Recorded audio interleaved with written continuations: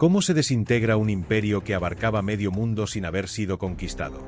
¿Quiénes empuñaron la bandera de la libertad mientras repartían las ruinas como botín? Hispanoamérica fue fragmentada, no por inevitables procesos históricos, sino por intereses, traiciones y ambiciones personales disfrazadas de causa patriótica, alentados y apoyados por los enemigos del imperio hispánico. En el siglo XIX, mientras Norteamérica se industrializaba, Hispanoamérica se incendiaba. Donde pudo haber naciones fuertes, florecieron repúblicas débiles. Donde pudo haber unidad, crecieron fronteras y detrás de cada frontera un caudillo. Este documental explora los factores balcanizadores de Hispanoamérica y los hombres que, al grito de independencia, sembraron la división y postraron a las nuevas repúblicas a los dictados del imperialismo anglosajón.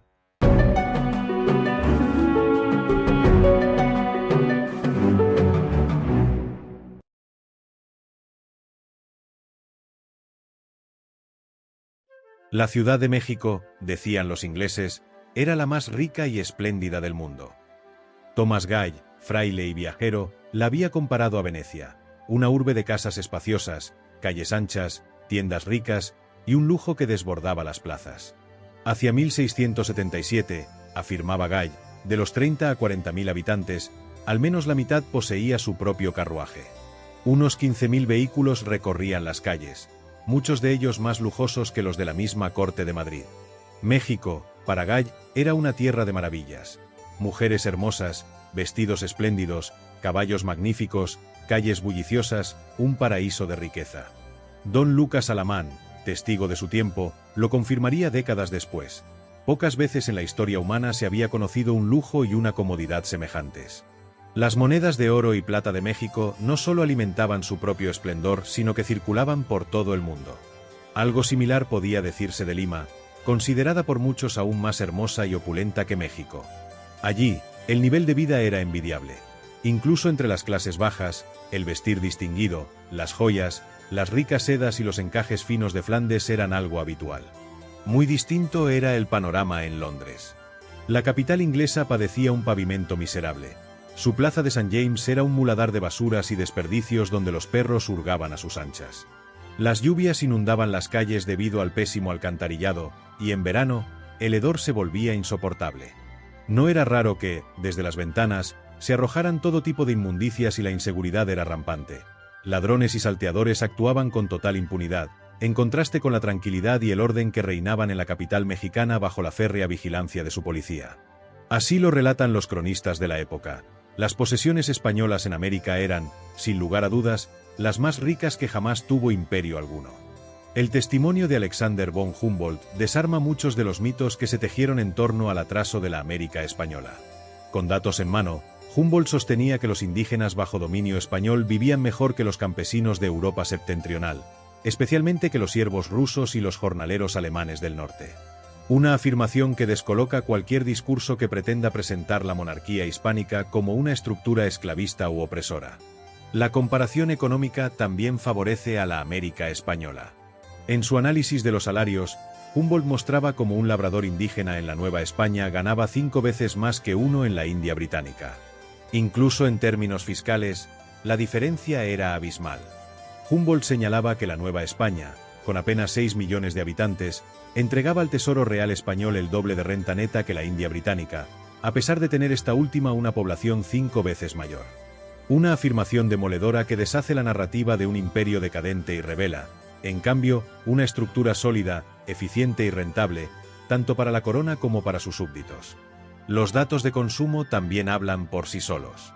A comienzos del siglo XIX, el habitante de Ciudad de México consumía en promedio 189 libras de carne por año, y el de Caracas, 141. En París, epicentro de la Ilustración, el consumo era de 163 libras. En cuanto al pan, los números eran similares. 363 libras por persona en México, contra 377 en París. Y esto sin contar el predominante consumo de tortillas de maíz, base calórica de millones. La América hispánica conocía una dieta abundante, diversa y suficiente para la mayoría. Un minero en México ganaba entre 25 y 30 francos por 5 días de trabajo, mientras que su homólogo en Sajonia apenas obtenía entre 4 y 4,5 francos. Una diferencia que muestra que el sistema virreinal no se sostenía sobre la esclavitud encubierta, como tantas veces se ha querido insinuar, sino sobre un esquema de trabajo retribuido. La minería apenas representaba el 10% del PIB, y en muchos casos, como en la Nueva España, fue superada por el dinamismo del sector manufacturero, que llegó a duplicarla en importancia. Esta supremacía manufacturera no era casual. La producción minera y agrícola requería herramientas, implementos y logística, lo cual impulsó la aparición de una industria de apoyo, fabricación de herramientas, utensilios, vestimenta, insumos militares y productos de uso cotidiano. Con el tiempo, estas manufacturas dejaron de ser simples apoyos auxiliares y se convirtieron en la base de la economía interna, abasteciendo a la creciente población de los virreinatos. Así, se tejió una red de obrajes textiles, tanto urbanos como rurales, que cubrían buena parte del imperio. Se producían vidrios, jabones, velas, alimentos procesados, pólvora, cuchillos, machetes, lanzas, herraduras y un sinfín de productos. En este sistema se insertaba el monopolio comercial español, que favorecía principalmente a las manufacturas peninsulares, en especial a las catalanas y vascas, las cuales gozaban de privilegios económicos exclusivos para comerciar con determinadas zonas del imperio. Cataluña centraba sus ventas en las Antillas y el País Vasco en Venezuela. Incluso dentro de la península, estos grupos comerciales tenían prioridad frente a regiones como Castilla. Los virreinatos afianzaron su autosuficiencia productiva y comercial, desarrollando también astilleros en España y América, entre ellos el de Cuba, donde se construyó el buque más grande del mundo en su tiempo, el Santísima Trinidad, conocido como el Escorial de los Mares. No obstante, esta prosperidad tenía una sombra: las guerras europeas. Los conflictos de España contra otras potencias resultaron en deudas, bancarrotas y una enorme presión fiscal, aunque estas crisis afectaban principalmente a la península, no a Hispanoamérica, que mantenía una economía más estable y autónoma. Las minas, por ejemplo, eran propiedad de peninsulares y criollos locales, no de extranjeros como ocurre hoy. Y contra la imagen popular, los indígenas también podían ser propietarios. Desde el siglo XVI, Carlos V protegió el derecho de los indios sobre las minas que descubriesen, sin que los españoles pudieran expropiarlas legalmente. Durante el siglo XVIII, bajo los Borbones, la producción de plata aumentó de forma espectacular, lo cual generó críticas por extractivismo. Sin embargo, este auge no se debió al látigo, sino a políticas económicas inteligentes. Exenciones fiscales para maquinaria y herramientas mineras, reducción del precio del mercurio y la pólvora, materiales esenciales para el procesamiento de plata, y rebaja del impuesto del quinto real, el cual pasó de un 20% original a apenas el 10%.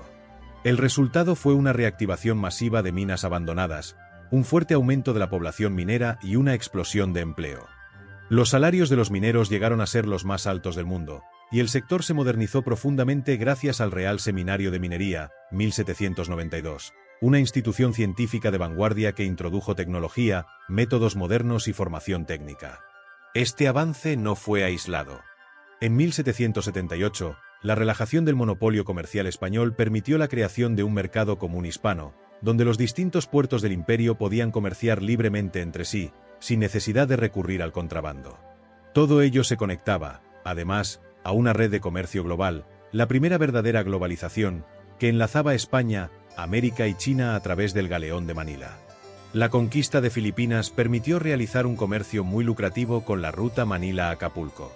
Las embarcaciones se construían en Bagatao, Filipinas, o en Autlán, México, que contaba con los astilleros más impresionantes e innovadores del mundo. Gracias a la plata mexicana se podían comprar casi todos los artículos suntuosos fabricados en Asia a un precio muy barato y venderlos luego en América y Europa, con un margen de ganancia fácilmente superior al 300%. La reducción de aranceles sobre acero, hierro, pólvora, sal, alambre y otros insumos también abarató los costos de producción. Así, la economía del Imperio Español se integró y modernizó, generando riqueza, movilidad social y prosperidad interna.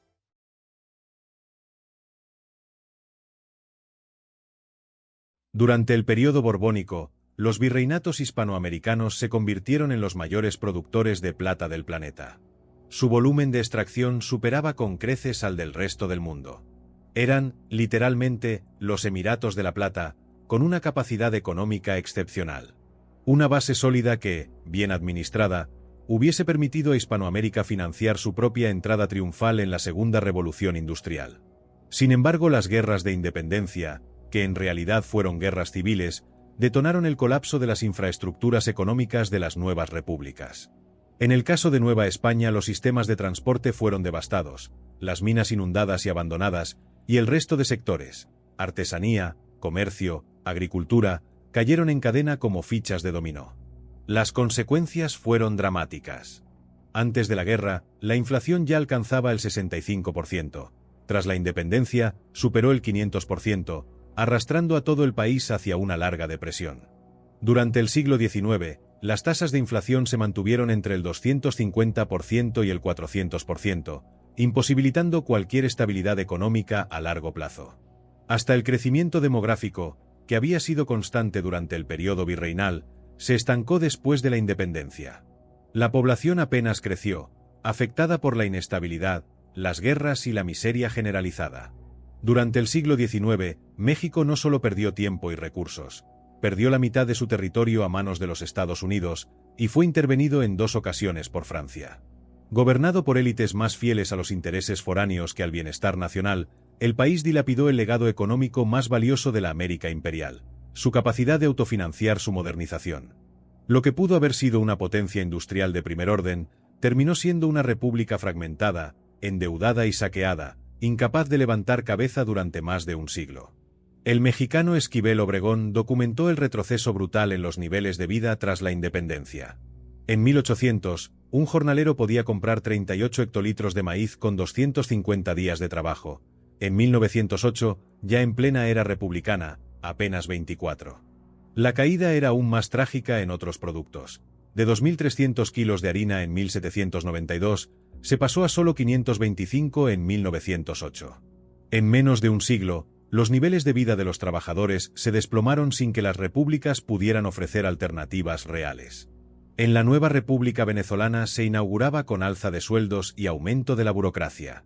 El gobierno liberal no tuvo más recurso que recurrir a la impresión de papel moneda respaldado con las rentas de las aduanas y lo que producía el tabaco. Como también se acabaron los ahorros fiscales dirigidos a empréstitos de fomento, que actuaban como cajas bancarias, los agricultores dejaron de percibir la financiación necesaria para sus labores. Lo mismo ocurrió a los comerciantes e industriales. Venezuela estaba arruinada. Se estableció la censura y los que se atrevieron a criticar el manejo de la cosa pública fueron a parar a la cárcel. Lo que Simón Bolívar buscaba en realidad era convertirse en monarca de su propio reino, absolutista por demás, e institucionalizar una revolución al estilo de Napoleón con ayuda de los ingleses. Esta ayuda de los ingleses no solo fue militar sino también económica, con la financiación de las campañas secesionistas que sumieron a las nuevas repúblicas en una deuda externa. Como ejemplo, en el caso de Colombia la deuda llegó a la suma de 10 millones de pesos al 6% de interés, y hasta el año 1976 no consiguió pagarla.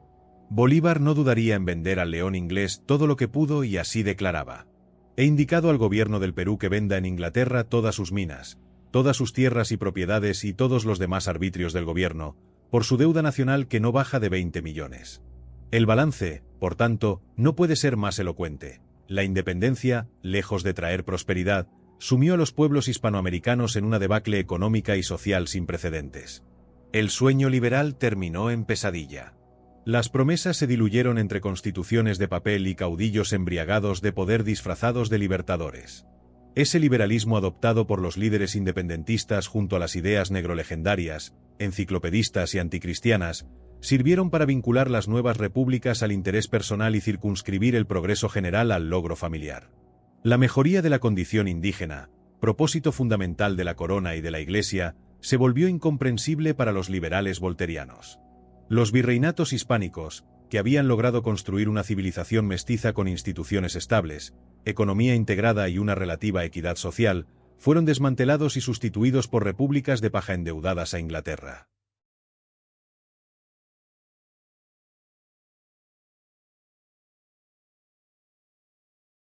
Inglaterra, la cuna del liberalismo económico, era en realidad una isla miserable, pobre y rezagada.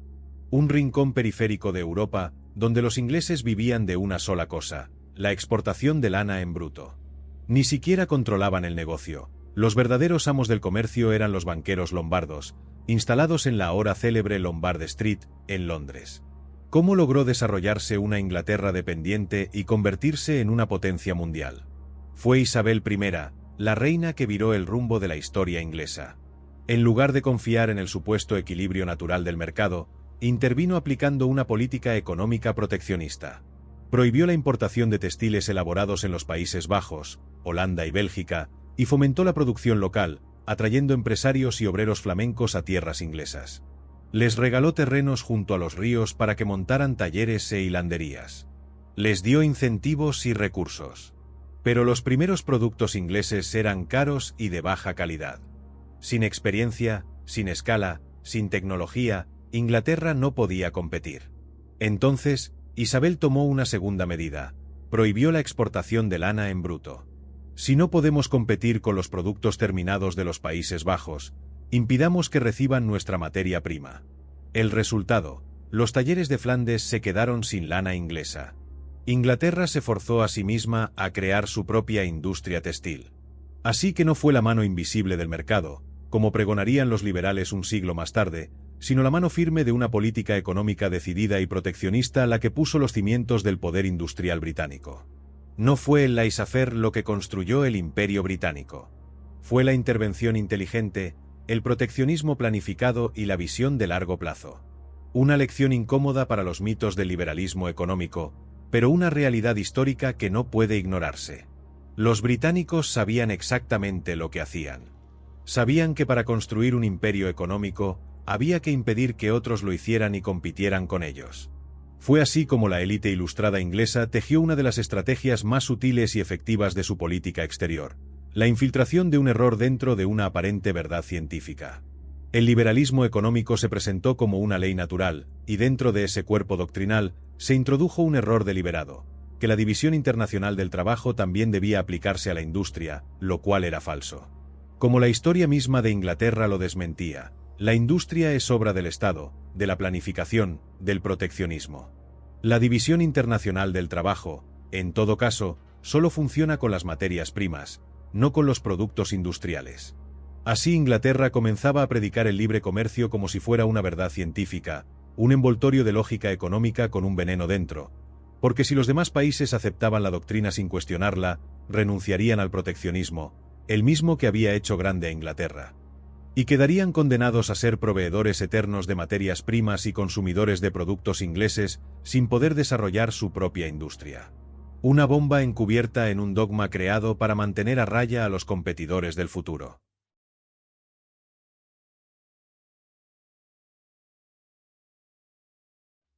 Al contrario de los autodenominados libertadores de Hispanoamérica, las élites de las 13 colonias de Norteamérica fueron conscientes del juego imperialista de los británicos y reaccionaron.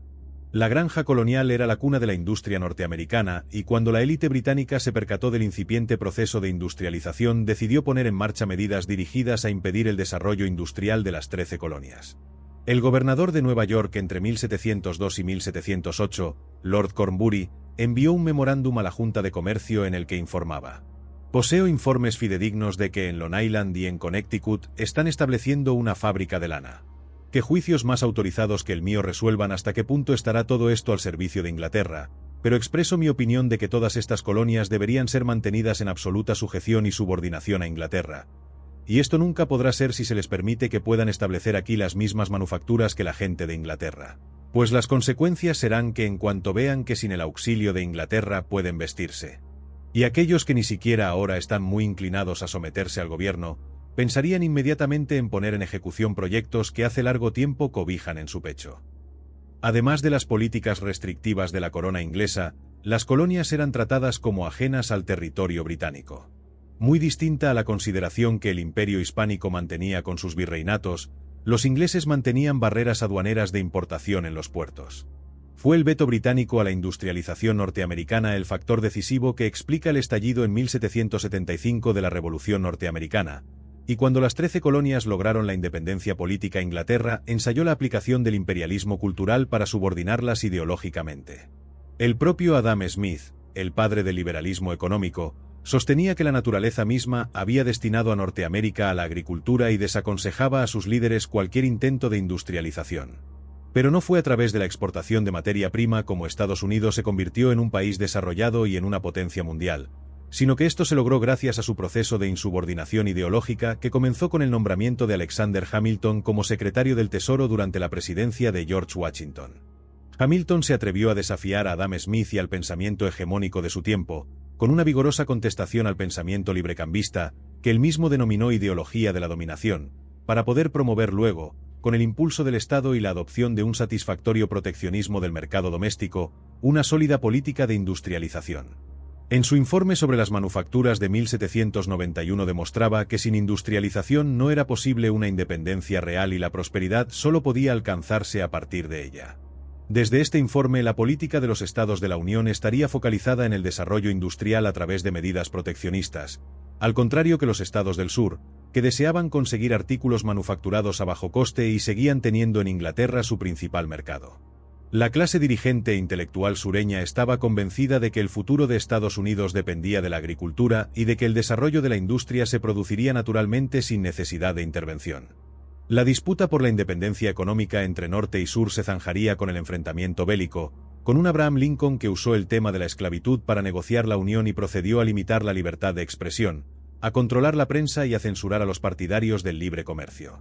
Finalizada la guerra, la élite norteamericana repitió el proceso de desarrollo seguido por Gran Bretaña. Así lo expresó el general Grant en la Conferencia de Manchester. Durante siglos Inglaterra ha usado el proteccionismo, lo ha llevado hasta sus extremos y le ha dado resultados satisfactorios. No hay duda de que a ese sistema le debe su actual poderío. Después de esos 2 siglos, Inglaterra ha creído conveniente adoptar el librecambio por considerar que ya la protección no le puede dar nada. Pues bien, señores, el conocimiento de mi patria me hace creer que, dentro de 200 años, cuando Norteamérica haya obtenido del régimen protector lo que éste puede darle, adoptará, libremente, el librecambio. Mientras Estados Unidos decidió insubordinarse a Gran Bretaña y aplicar una política de expansión y unidad territorial junto al proteccionismo industrial, los virreinatos hispánicos se fraccionaron en tantos pedazos como le fue posible hacer a Inglaterra, y los caudillos decidieron adoptar la política del saqueo y el libre comercio, convirtiéndose de ese modo en semicolonias británicas.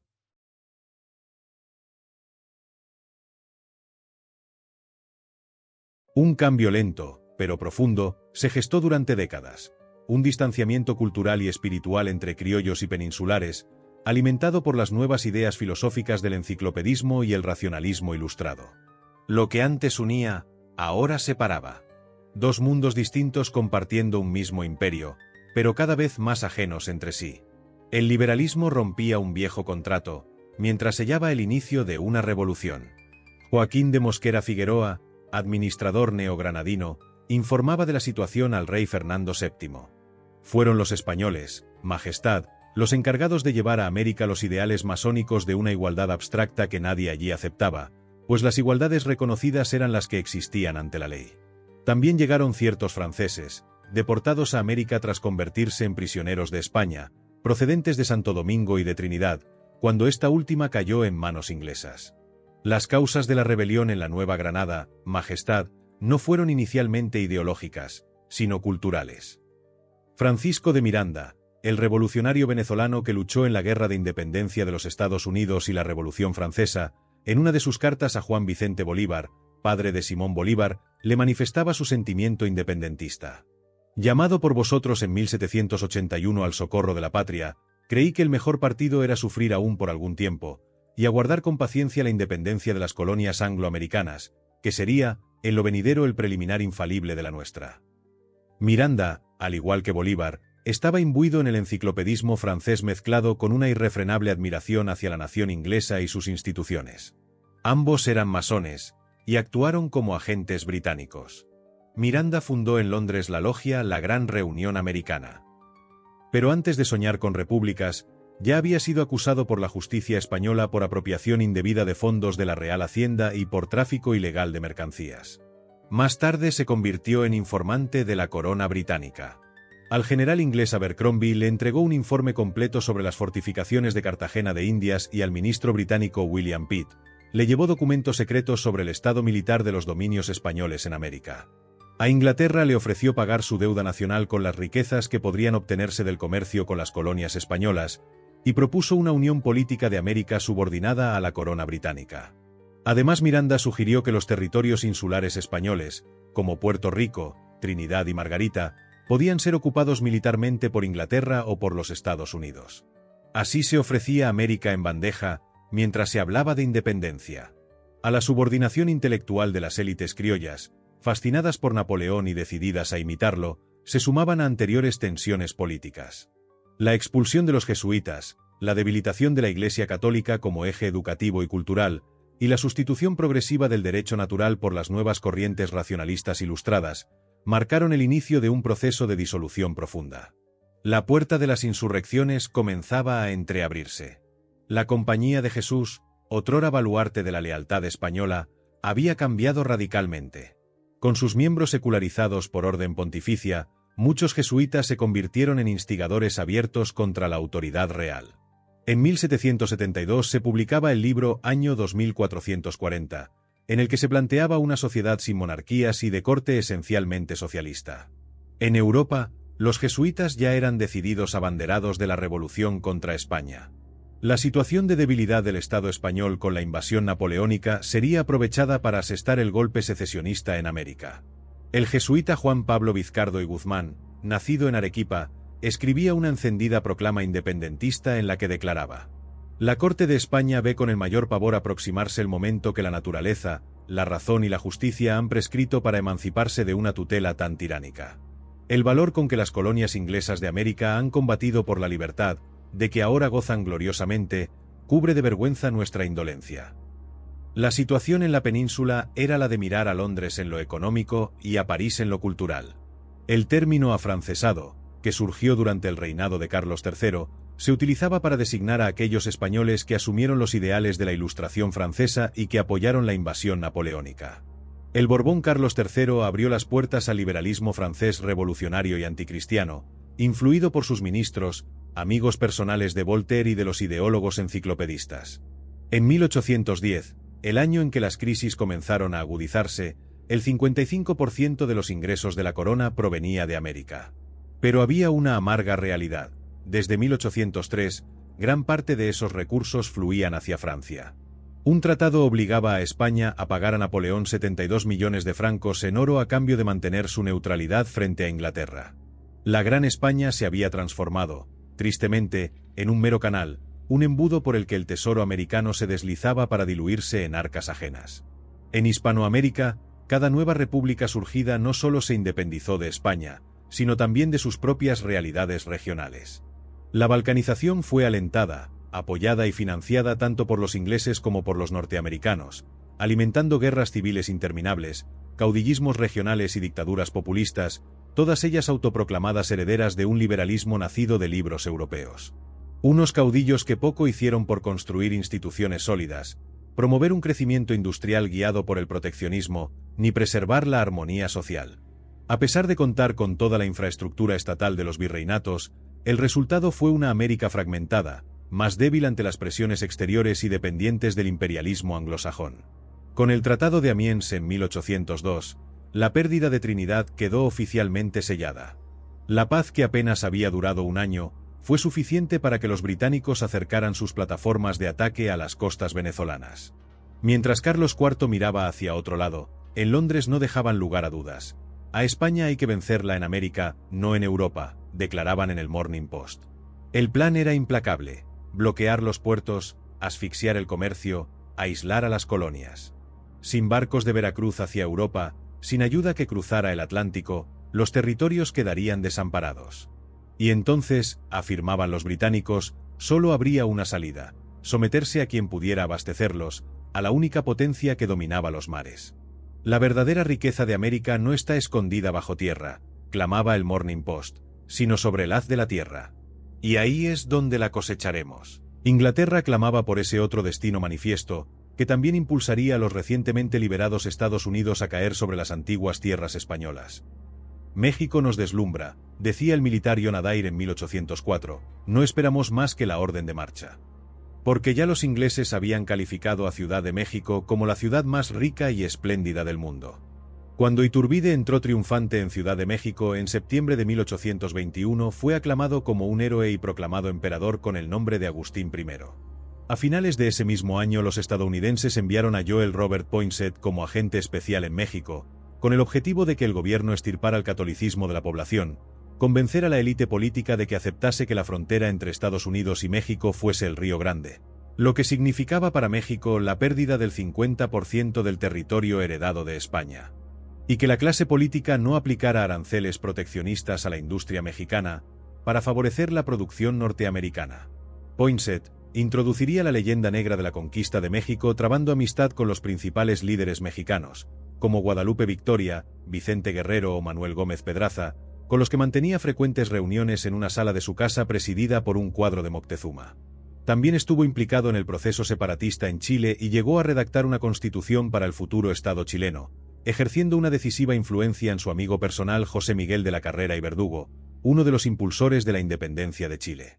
Por su parte, Bolívar había remarcado que, para Colombia se necesita un ejército de ocupación para mantenerla en libertad, los veteranos se llevan amarrados al enemigo, pues había que llevar de esta manera, y a punta de bayoneta, a los reclutas para luchar contra España.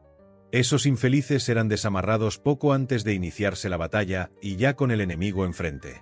Bolívar, a 3 meses de su muerte, escribió a su amigo Estanislao Vergara: «Créame usted, nunca he visto con buenos ojos las insurrecciones, y últimamente he deplorado hasta la que hemos hecho contra los españoles». Así, el proyecto emancipador, en lugar de madurar en una continuidad natural de la tradición hispánica adaptada a nuevos tiempos, se perdió en el laberinto de las ideologías ajenas. La historia terminó revelando que no toda ruptura es progreso, ni todo cambio es liberación, y que muchas veces, los pueblos más ansiosos por imitar modelos foráneos terminan siendo los más cruelmente desarraigados. Gracias por acompañarnos en este viaje por la historia. Recuerda dar un me gusta y no olvides suscribirte para apoyar este canal.